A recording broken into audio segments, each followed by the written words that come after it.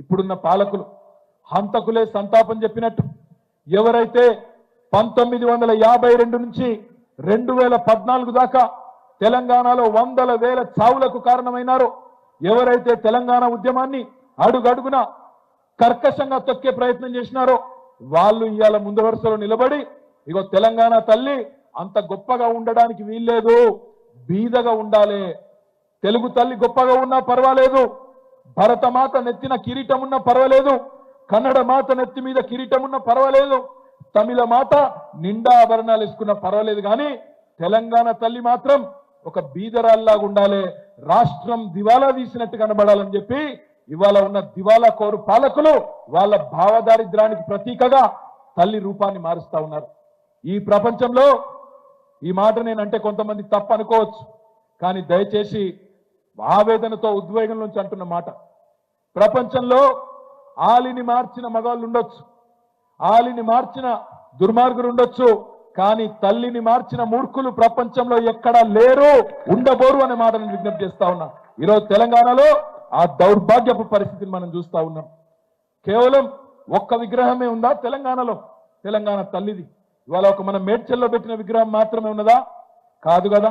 ఉద్యమ సమయంలో ఊరూరా వేల కొద్ది విగ్రహాలు, ఏ ఊరికి పోతే ఆ ఊళ్ళో బ్రహ్మాండంగా ఆ ఊరు వాళ్ళే చందాలు వేసుకొని పైసలు వేసుకొని ఇగో ఈమె మా తెలంగాణ తల్లి అని గౌరవించుకునే విధంగా, ప్రణమిల్లే విధంగా అద్భుతమైన ఆకృతి తెచ్చి సాష్టాంగ నమస్కారాలు చేసి స్ఫూర్తి పొంది ఉద్యమంలో పాల్గొన్న వాళ్ళు ఉన్నారు.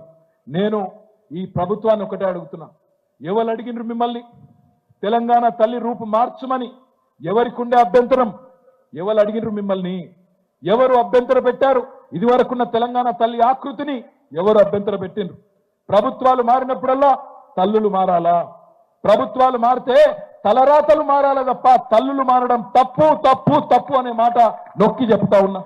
మరి ప్రభుత్వం మారితే తెలుగు తల్లి మారిందా? కాంగ్రెస్ నుంచి బీజేపీ వస్తే భరతమాత మారిందా? అయినా నేను తెలియక అడుగుతా, మా ఆడబిడ్డల తరపున సిగ్గున్నదా మీకు అసలు? తెలంగాణ తల్లి చేతిలో తెలంగాణ ఆడబిడ్డలకు ప్రత్యేకమైన బతుకమ్మను మాయం చేస్తారా?